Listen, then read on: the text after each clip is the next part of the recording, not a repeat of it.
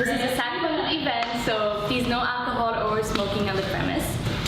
And please silence your phones and no flash photography during the performance. Just a little bit of background on the play Antigone, for those of you who have not read it. So Sophocles, a Greek philosopher, wrote 3 tragedies. They're called the Theban plays. The first one is about Oedipus, who killed his father and married his mother. And the last one is about Antigone, his daughter. So it tells the story of after Oedipus dies, his sons, Polynices and Eteocles, will fight for the throne and eventually kill each other. Creon, the next in line, will honor Eteocles as a hero and will consider Polynices as a traitor. And he will forbid anyone from burying his body. Antigone, his sister, will defy Creon's law and insist on burying her brother. So please enjoy the show.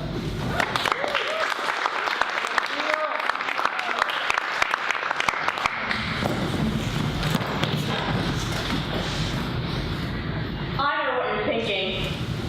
Not her again. We've heard enough out of her. The fact is, you've heard nothing from me at all. It's not Antigone again. It's me, Antigone, for the first time. What you've heard until now is somebody else's mouthpiece, gagging me with long-winded theories and lies. Daddy's girl. So what if I'm my father's daughter and his half-sister to boot? Leave him out of this. Oedipus, you've had your way with him, making him into a spectacle to suit your obsessions. May he rest in peace. Peace. It's a nice word, isn't it? My fellow countrywomen and men, peace is outlawed, in exile. Creon turned the world into a war zone.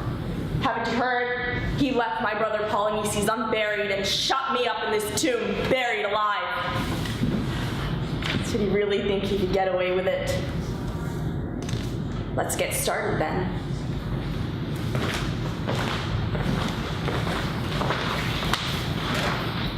Antigone. I am Antigone. My name should bring to mind a family at its wit's end, a tragic heroine. The chorus insisted on a Greek drama, on a showdown between human and divine will, as if anyone's life could be reduced to so common a denominator. Enter Creon, a textbook politician, out to win the hearts and minds of total strangers. A tortured soul. He was acquainted with torture all right. An expert, I might even say. No, there's no dying ember for tragedy here. No 5-act play.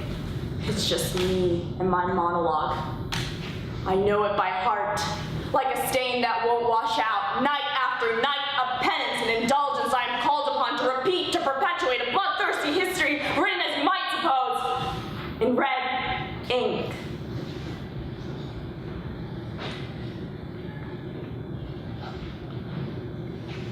The story you have come to hear, the story I will tell you, is about burial. I am vain enough to imagine that you are familiar with the sequence of events, that the history of my homeland was required reading in your high school literature class. Is it surprising then, given such a lineage, that I should be determined to exercise my free will, my independence? That too was scripted, you might say. The chorus would have you believe I am turning the pages of a holy writ. But rest assured, I am the playwright. The choice to defy Creon was mine alone. To leave the body of Polynices exposed, unburied, was a crime. Someone had to bury the body, and I was the person to perform the act. I buried Polynices because as his sister, it was my duty before the law. Even a child knows that. But Creon wanted to make that burial a crime. In fact, Creon's rule of law, his entire kingdom come, had nothing to do with justice or salvation. Not even revenge, no grand scheme. In the end, he was desperate, grasping whatever illusions he could conjure, whatever he could get his hands on. For what?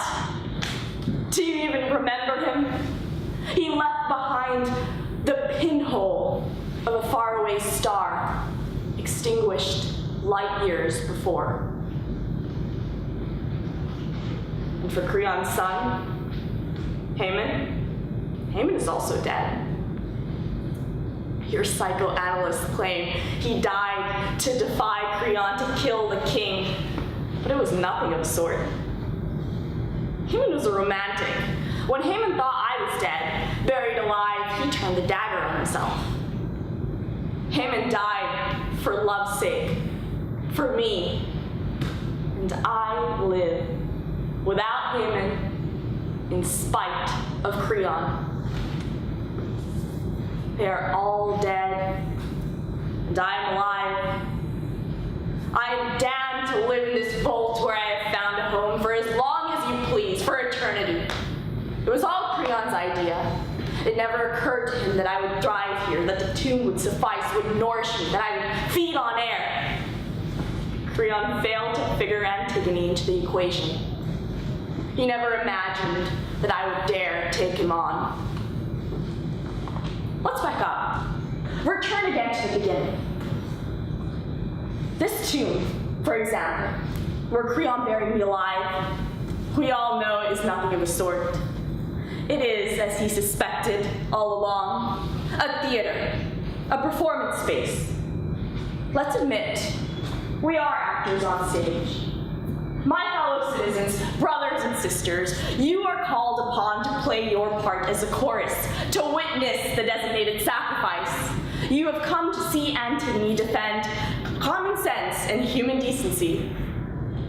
It is my civic duty. I will declare our inalienable rights. Oh, she's getting riled up now. Is that what you're thinking? Yes, I'm gathering myself into a cyclone. Tonight, it is only me, but tomorrow, it may be your turn.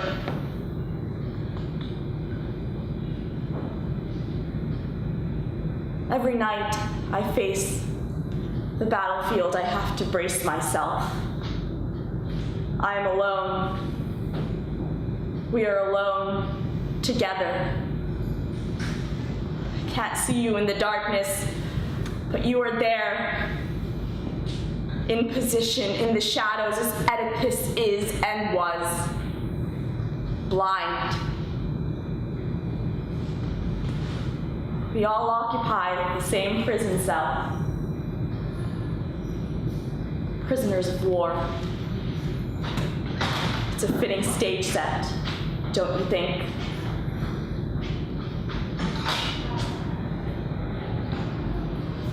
Do you have two dead brothers?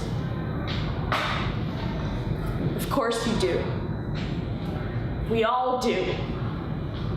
That is why we are here in this theater. We have come for their sake. We know very well war is a stampede. Are they warriors, our brothers? A Purple Heart, a Bronze Star. Young boys, hoodlums is what Creon liked to call them, though Creon gave Oedipus the funeral of a fallen king. Mourn for Oedipus. Mourn for Polynices. Let us grieve and bury them. Even here, especially here, tonight, in this theater. Our so-called civilization, then, is a catalog of fallen troops, a list of names alphabetized and scored into a granite slab to recall one by one the body bags. That's it, isn't it? Do not answer the question all at once. Give it some time to fester, turn it over, let it rot a bit.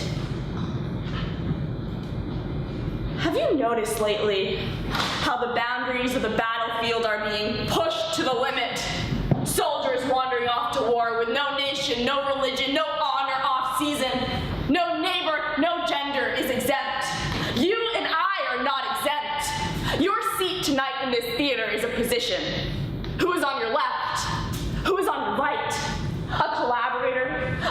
stranger? Who is at your back?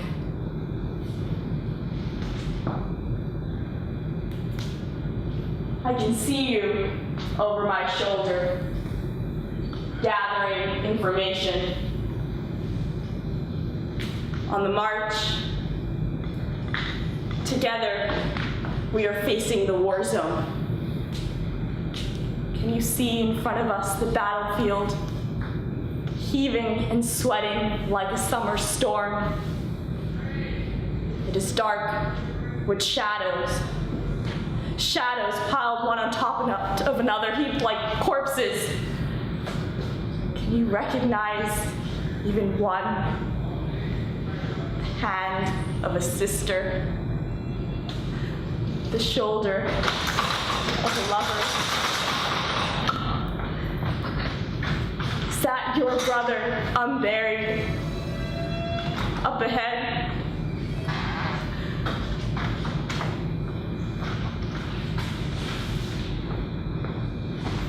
Are you afraid? Be afraid.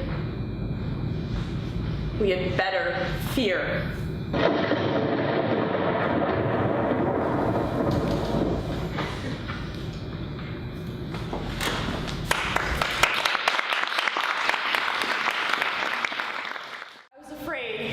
Creeping through the darkness to reach Polynices, steered by starlight, star-crossed. I wanted to be by his side once again, a one-pointed desire. I wanted to tuck my head into the crook of his armpit, to stretch my feet as far as his ankles and no further. I have strong legs, the same as Polynices.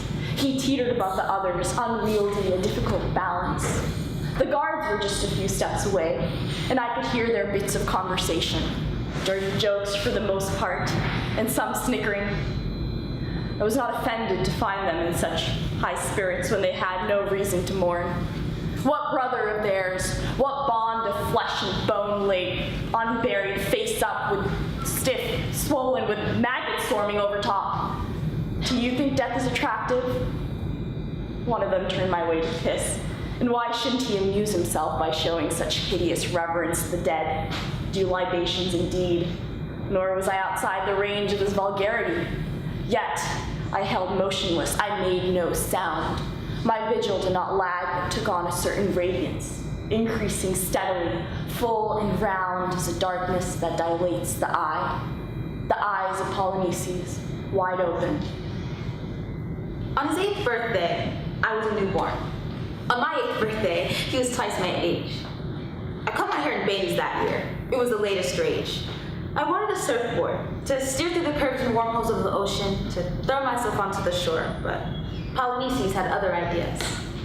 How proud I was to open my gift, stuffed into a discarded grocery bag.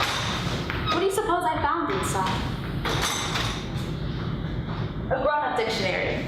Unabridged, collegiate, with an appendix that mapped the constellations and diagrammed the ocean floor. What if he did steal it? He might have kept it for himself, but he chose to give it to me. On the title page he had written, finest calligraphy, to my Honolulu, queen of the surfer girls. La Linga, the letter L. The language of love. I began to improve my vocabulary. I knew that words would unlock untold secrets, reveal a world that trembles with the voices of the gods. I knew it instinctively, as one knows the smell of oncoming rain. The following year, we walked home in the rain together. The lilacs were in bloom. Antigone, you don't know this, but you're prettier than Yasmina. Liar. Everyone knows Ismini's the beauty of the family. Not in my book. Heyman never told me that. Listen to me, Antigone. The secret is not speaking, but listening. When you're able to listen, then you will know. About the Sphinx? Yes, the Sphinx. Oedipus defeated the Sphinx fair and square. Don't you remember the riddle? What speaks with one voice and unlocks at 4 feet in the morning, 2 feet at midday, and 3 feet in the evening? Man. Man. It is man. Thanks to Oedipus, all of Thebes now knows the answer. Man speaks, but who listens? I am not a man, Polynices. The dead have a sweet smell, a stench of lilacs, the body in full bloom. I can inhale even now the rot of his flesh. It penetrates. my pores. Pranayama, that was his discipline. Siddhartha was his role model, the outcast prince. It was a close fit. He wanted to be a bodhisattva, and I was his understudy, trained to hold myself in lotus position, in silence for unspecified periods of time. I learned how to listen. At school, I signed up for flute lessons, but he taught me to become the flute itself. The body is a wind instrument, a column of breath. I was 10. Polynices was 18. We had all the kingdom to run wild in that year. A year in eternity, a moment we held, as fragile as an hourglass. He changed my alias daily. Lulubelle, Cowgirl Lil. Oh yeah, the Barefoot Bella. I insisted on going barefoot. It was well known to me even at that tender age that aspiring bodhisattvas do not wear shoes. When he pushed me on the playground swing, I went higher than the others. My surfboard, the sky. I hang on to the edge and take it easy. My arms outstretched, the sky beyond my reach. Eventually, I broke a few ribs. It hurt, but I didn't cry. He was proud of me. I knew. The two of them carried me home, one on each side, Oedicles and Polynices, cradled between their teenage shoulders. I was fitted for a full body cast to support my smashed rib cage. For 6 long weeks, I could feel the heart pump. Empty, full, empty, full. Beating against the white plaster cast that reached from the tips of my fingers up around my neck and down to my waist, naked inside my warrior armor. For 6 long weeks, Polynices held my cigarettes, bringing them back and forth from my mouth to his. We used to smoke behind the pump house until Haman told on us. He claimed it was for our own good. Haman was a tattletale, always on the side of authority. It was an inner fault line. He couldn't help himself. In September that year, Oedicles and Polynices began every day with a fist fight to see who would carry my books to school, but it was just an excuse to beat up on each other. They only ever fought together against Haman. That started after I told my sister Yasmina that Haman kissed me. My mistake. The words weren't out of my mouth before she ran off shouting. Haman kissed Antigone, Haman kissed Antigone. From then on, it was ambush every night. Haman went crying to Creon because he knew Creon had it in for my brothers. Polynices, as usual, overreacted and held a paring knife up to Haman's throat. Haman fainted. 5th grade. Haman started writing me notes that year, and for a 5th grader, he was prolific. I figured eventually he'd run out of things to say, but I was wrong. He had a superfluous flourish, a runaway Gothic streak, notes, poems, attentive silence. I never wrote back, but I would catch his eye when no one else was looking. On the last day of school, he penned a proposal, passed 2 rows across in algebra. He asked me to marry him. I didn't say a word to his Mimi, and that night, I slept with the note under my pillow. I knew somehow the marriage wasn't meant to be, but the lace dress, the flowers and frosting, the thought of a wedding appealed to me, strolling down the aisle on the arm of Oedicles. The next day, I found Haman in the orchard, scribbling away in his notebook, furiously oblivious, composing what I took to be a poem. I circled around and jabbed him in the elbow. "You're on." We agreed to keep it quiet until I turned 13. The next year, hell broke loose. It happened all of a sudden. The sky with my fingerprints around the edges, the blue sky I held by the rim, shattered. On that day, Oedipus was banished from Thebes, and I walked away from Haman, no qualms, no questions asked. It was a reckoning, we both knew. But how was I supposed to know he would wait for my return? I had other thoughts to occupy those endless nights, arm in arm with Oedipus, leading him. Omniscient Oedipus, blinded by his own hand. The sight unbearable. Oedipus the landmark. The end of an era. After his death, if Creon hadn't summoned me back to Thebes, I would have gone missing, content to exit the Theban stage. I had had enough. But not Creon, he was just getting revved up. He wanted a royal procession and was set on bringing me and his Mimi back to Thebes to stand in as his daughters, the stamp of inauthenticity.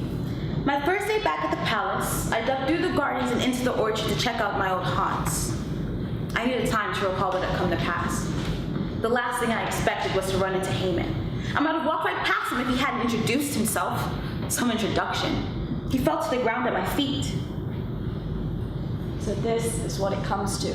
He clasped my ankles, repeating my name under his breath. was struck by his constancy. It was undeniable, something to see and believe. I gathered him in my arms. Truth lives on, is what Oedipus said. But Oedipus is dead. We decided then and there to make a marriage of it.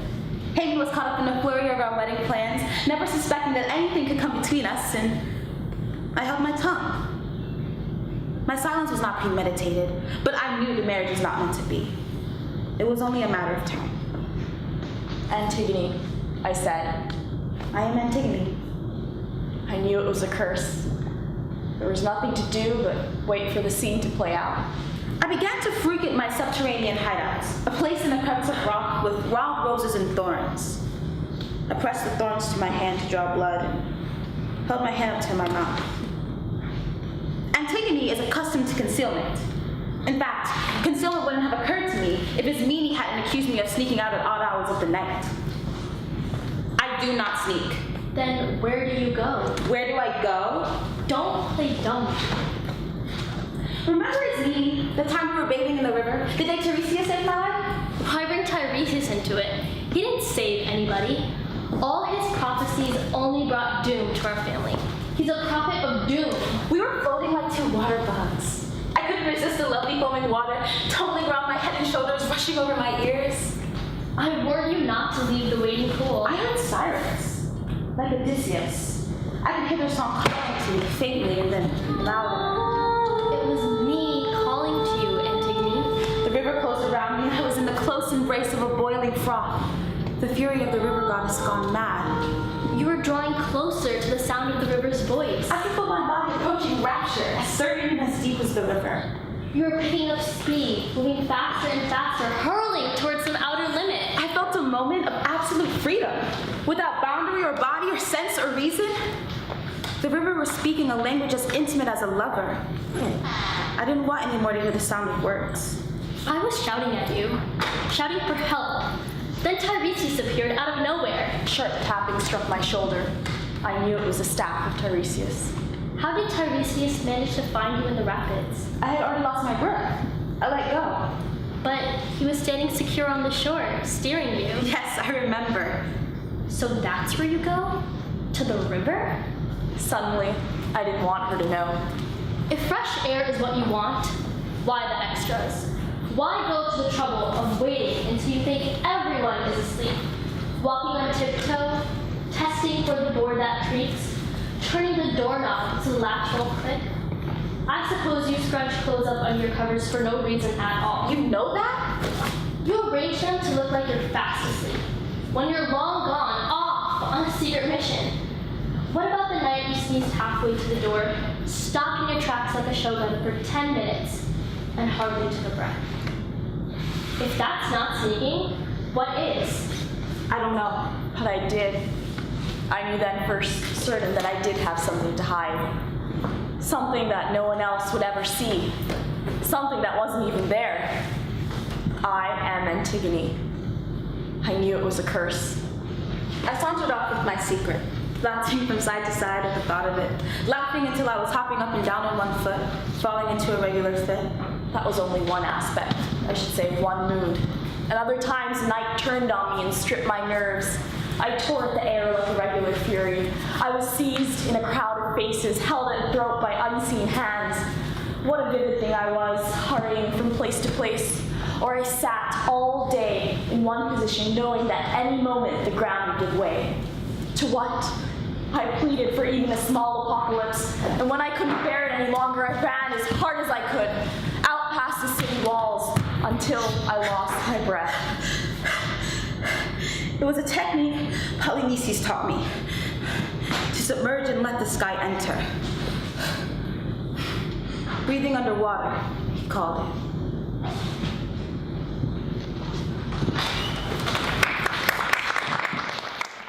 I was practicing submergence on the morning I first buried him. It was a way to keep quiet, to become invisible. Of course, I was barefoot. Polynices was barefoot too because the guards had stolen his boots. They took his wristwatch, his glasses, whatever they could get their grubby hands on. Not until dawn did I see him plainly. Polynesius, my oldest brother, the beauty mark on his upper lip. I heaped over him whatever dirt and stones I could find, leaving at the first light of the sun. That was the first time. The second time, I buried him in daylight. I didn't crawl up to him the second time. I walked with a straight back, casting a long shadow across the battlefield, the burial ground. The same guard was on duty, sleeping with an empty bottle. Before I reached Polynesius, I saw that he had wiped away the dirt from the first burial. He was following orders.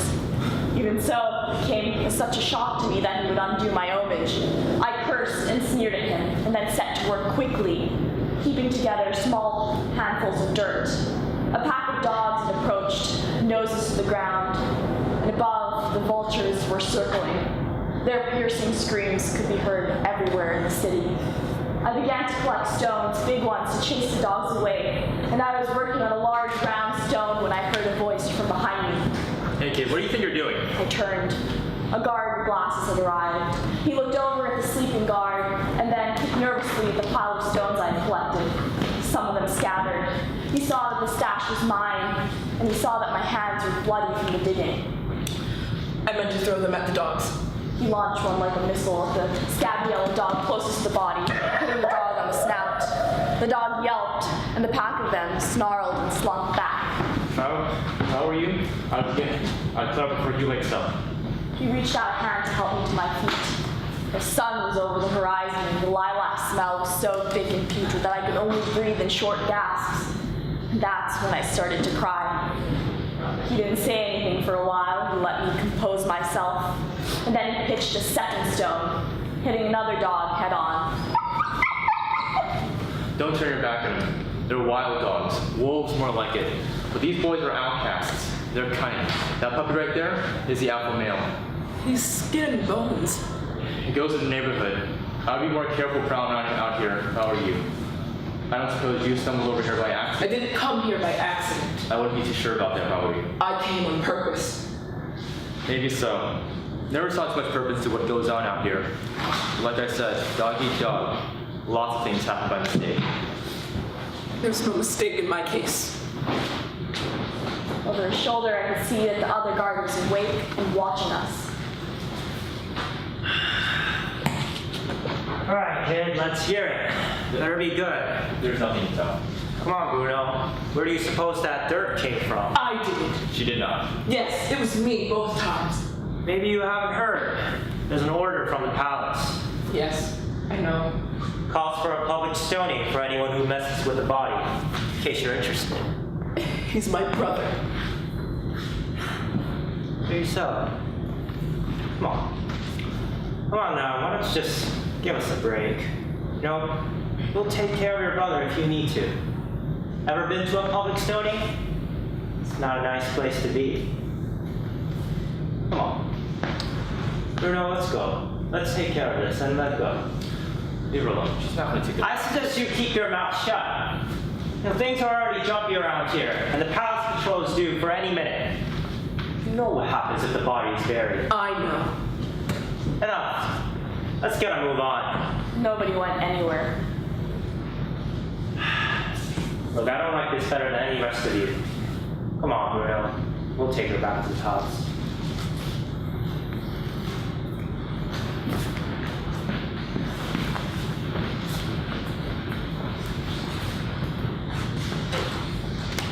The three of us set off towards the palace. Bruno on one side and the other guard Memphis on the other. We could see from the distance the facade of the palace glaring in the morning sun. Okay, kid. Here's my advice. You know, some of us out here, we get to know a thing or two. Here's the plan. When we get to the palace, you stay quiet. We won't pin this on you. You know, maybe you know the palace very well, or maybe you don't.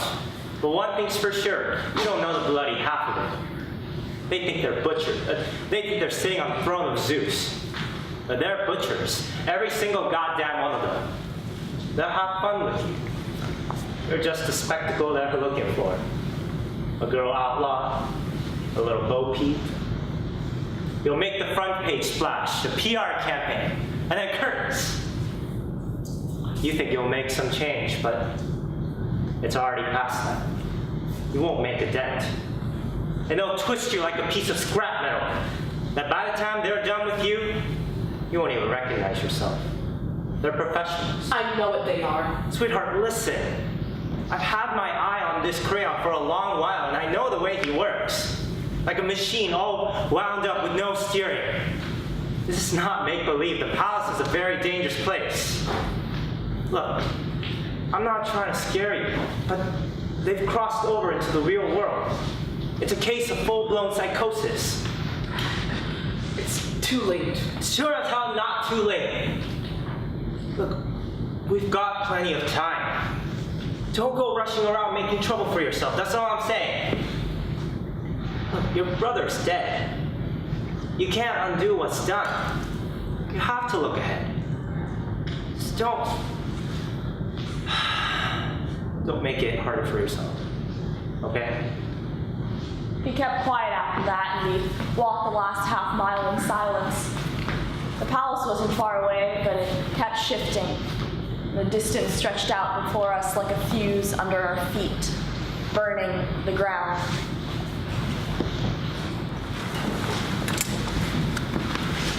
The palace gate shot a glint of light back at us, blinding. I shut my eyes and let myself be steered until we stood at the gate, all three of us like stooges. Bruno held my hand tightly, looking straight ahead, and Memphis ran for the palace patrol. They became guards again. The palace patrol studied us and ushered us inside. So you're the one.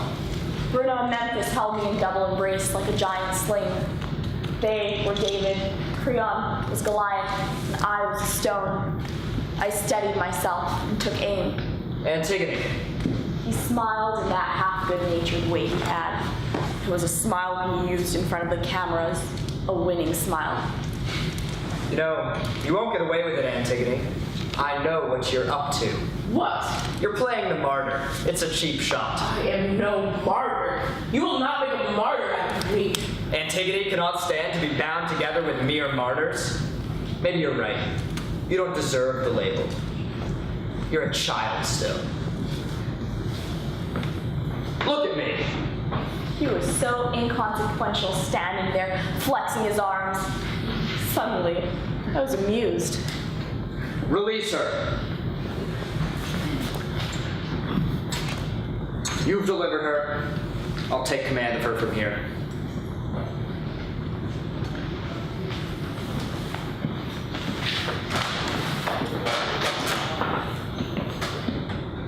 So, tell me, why, Antigone? Why did you do it? Somebody had to do it. High and mighty Antigone, above the law. I obey the law. Such an obedient girl. I'm obedient too. We're like-minded, Antigone. Allies. Family. On equal terms. Now, tell me about this law that you obey. What does it direct you to do? What is written? Nothing is written. So you do as you please? That's very handy if you happen to be speaking to Oedipus, but you are speaking to Creon. It has nothing to do with Oedipus. But it does. It's all about Oedipus. I'm jealous of Oedipus. Perhaps. Nevertheless, he's your best and only defense. I'm not interested in defending myself. Of course not. You're courageous, an outspoken girl. I'm sure Haman will be pleased to know. Leave Haman out of it. Haman is well out of it, my dear. You've cast him out. What a strange girl you are. Forgive me if I fail to understand. I'm not stupid, but it's difficult to follow. Help me understand. There's nothing to understand. I buried my brother. How could I forget? The crown prince, a terrible loss for all of thieves. Do you think I'm happy about that? Do you imagine I wanted to be king? That is your business. But my business is to bury my brother. My business is to bury my brother. Antigone, these are difficult times. The ground trembles beneath our feet. Do you not feel it? Can you not reach to steady with your hand the trembling state? That is your business. But my business is to bury my brother. My business is to bury my brother. We are bound to weigh on a larger scale what is in the interests of all. That is what it means to govern. That is your business. And my business is to bury my brother. My business is to bury my brother. It was my mistake to bring you here. Feeling sorry for you, thinking you were alone in the world. You are alone, Antigone, because you will not suffer the company of others, like a spoiled child playing at being a princess. You say I'm a princess. And you, Antigone? What do you say for yourself? Speak up. It's for you to say, to call for an execution. The law is here to protect you, not put you to death if you give it half a chance. You have exposed the law for what it really is. Behind every law is another law and another law and another law, and then the state of emergency, the right to kill. For God's sake, Antigone! I'm only trying to stop you from hurting yourself. What do you really want? Do you even know? Because your life is at stake. Not only my life, Krishan. Yours too. All of Thebes is at stake. You have turned this world into a casino. I wish it were that simple. You're right, it's not a casino. It's more complicated. Organized crime. You are the one who is accused. In any case, you cannot beat me at this game. I have Thebes on my side. I hold this city in the palm of my hand, and my hands are clean. Whereas your fingerprints were found, if I'm not mistaken, at the scene of the crime. Yes. I made sure to leave plenty of fingerprints. I have the blood of Polynices on my hands. My hands are covered in dirt, the sacred ground of Thebes. How poetic. You really should become a poet, Antigone. Would that be reason enough to live? My life is in your hands, Krishan. You have trouble seeing things as they are, because the choice to live is yours. You must make up your mind. My mind is made up. You make it up as you go along, don't you? Let's agree. We have our country in common, Antigone. Only I happen to be in charge. It's an occupational hazard, the oath of office. I have also taken an oath. Unto death, if necessary. It is not necessary. Can't you see? I'm offering you a way out. It's all a game, Antigone. Do not cross the line. I have already crossed the line. Get the story straight. Your brothers were trash. Your father was an outcast. Your mother was an insult to the royal house of Thebes. That is your family tree. It's my job to rescue Thebes from the infamy of your family. I'm offering you a second chance. Those are the facts. You use facts like a fearmonger, but no one is fooled. You cooked up a story about my brothers to suit yourself, but only you believed it. Your crown is a farce, and everyone knows that. The truth is self-evident to all of Thebes, and one by one, we will stand against you. I will pass the torch, and all of Thebes will catch fire. Antigone the outlaw, Antigone the arson. Do tell, what are your other talents? Don't be shy, we're all listening. Everybody knows you're listening, Krishan. Do you think I don't know about the surveillance? Turning the world into your private eye? But there are still so many things you don't know about, Krishan. Things you don't see. Your arrogance is refreshing. I'm sure the audience will be entertained. Tell me what it is you see, Antigone. We all see in the dark. So you'll be a fortune teller, is that it? You'll read what you want to believe in the stars in your crystal ball, but you will be mistaken. The world does not revolve around Antigone. Everybody knows the world revolves around Krishan. So it does. It's more like it. You know, I admire your spunk, Antigone. You'll make a first-rate daughter-in-law. I dare say, you and Haman will have children fit for the throne of Thebes. You certainly have bewitched my son. Tell me, Antigone, how do you do it? It's simple. What I do is embrace the world. I take a deep breath, and then the world belongs to me, to you, to whoever holds the world in their arms, as I have embraced my brother, Ulysses. Even now, he is here. But can you see it? Like a tattoo, it is written here, but can you read it? You want to call all the shots, call all of Thebes to attention. And that is your business. But my business is to bury my brother. My business is to bury my brother. Have it your way, if you insist. But make no mistake, it is because of you that laws are written. Because you don't know how to behave. I will teach you how to behave. That is your business. But my business is to bury my brother. My business is to bury my brother. You will force me to keep my promise to enforce the law. Don't you know that law is necessary? Law is the foothold that keeps us from falling into an inferno. We must obey the law, Antigone, and we must enforce it. My business is to bury my brother. My business is to bury my brother. You're trying to turn the people against me. That's your plan, but it won't succeed. People are on my side. I'm their leader, protector, decider. I will not shirk my duty. That is your business. But my business is to bury my brother. My business is to bury my brother. History will judge you, Antigone. History will judge you without mercy, without tears. I will be crowned by history. I will be king, and you will be defamed, deflowered. Antigone the whore, seeking fame and fortune, trampling the citizens of Thebes underfoot. My business is to bury my brother. My business is to bury my brother. I will not allow you to challenge my authority. You cannot succeed. Do not think you will be pampered now that Oedipus is dead. Your father was guilty of the sin he was born to commit against creation. Harlot of Thebes, shame of the house of Oedipus. My business is to bury my brother. Stop! Stop, Antigone! Stop her!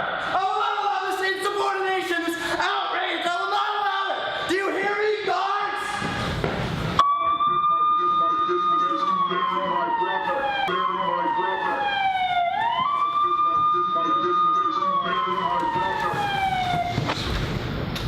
It went on for some time. Like I said, it was inevitable. Creon in desperate straits. We still don't know to this day whether Creon understood his crime.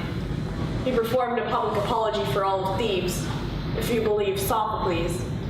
Creon wanted to make it look like I committed suicide, and Sophocles actually believed that. Another lie, a lot of men. Truth is, Antigone lives. You will leave this theater tonight as my witness, complicit in the truth. You will become a truth teller, a soothsayer. Antigone lives. Deep down, Creon believed the lies he told. He never owned up. He blamed me for the slaughter. He thought he could force me to admit God knows what to say, Uncle. According to Creon, my performance was a sort of penance, a purgatory, to atone for my sins. I mean, it wasn't true, but you could never argue with Creon. You had to pledge your loyalty to him. That was his first and last commandment. You could say my beloved Polynices was a ploy. I would not blame you for that. We are all ploys, after all, foil for the state. I admit that I wanted to rebel, to expose the intolerable mockery and fakery of the palace. So I became the crack in the Liberty Bell. Lulu Bell, the live fuse of a national meltdown. Tell me something. I've been in this tomb for a long time now, 2,000 years or more. Don't you have prophets today? Aren't they as blind as ours were? Oedipus, Tiresias, Everyone's a prophet now, isn't that so? The age of communication, of instant messaging. Nothing remains to be seen. Cameras installed on every intersection, on every cell phone. Truth is common knowledge. Eyewitness news, 24/7, at the ready. News flashes and fabrications. And as for the law, Creon's law sentenced me to death. A pretty lie is a pack of lies. I searched high and low for role models, embraced them all. Cleopatra, Joan of Arc, your own Rosa Parks. Perhaps Sappho is my favorite. Fierce mistress of Greece. I called on all of them to steel myself for what is coming. The Women's March? It is only the beginning. But don't think this is easy. This is not a romantic fling. It is a vigil. The undying flame. And we will keep watch over the tomb. There is no gender bias. We are androgynous. So let me call on you then, my siblings. We are here, joined at the hip. We are lovers, you and I, as it must be, here for the long run. So brace yourself and get ready for the showdown. The will to live, it's a free will, isn't it? I mean, everything depends on that, choosing to live. Tomorrow I will be here to retell the story, line by line. I am always Antigone and Creon is always Creon. History comes to the same conclusion. We never learn, we come to ruin. And yet every time the body is buried, the burial is uncertain. There is suspense. At the last moment I might waver, might give in, decide not to go through with it. This is sworn testimony. I am on the witness stand and I have not committed perjury. My story happened just as I said. Creon had his turn, and he will come around again. But tonight belongs to me. It is mine. This is not a confession, by the way. The last act is not confessional. It is a burial. And it is dangerous. There are tanks waiting off stage. We are not wrestling with angels here. We are standing in the way of modern war machinery. We are facing the largest arsenal of weapons of mass destruction in the history of the play of the world. Our assignment is to move forward. Tiresias is waiting off stage. Oedipus too. They will enter at the appointed time. Blind seers. They taught me everything I know. Superb tutors. And I am well practiced in the art. Arm in arm, I walk with Oedipus, eyes fixed on the vanishing point. My body is submerged in a sea of peace. And I can show you how. Together, we will face the battleground. Together, we will bury the dead. Dead or alive. The body is in a state of corruption. That's the beauty of it.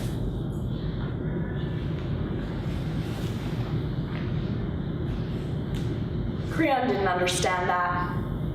He thought I only wanted to impose his will. Yes, it was exhilarating to defy Creon, to expose the pettiness of his rule of law, the moral fault of the state. I didn't risk my life for that. It was for Polynices that I came to be here. I came to breathe his breath, to enter into his embrace. I came to bury my brother.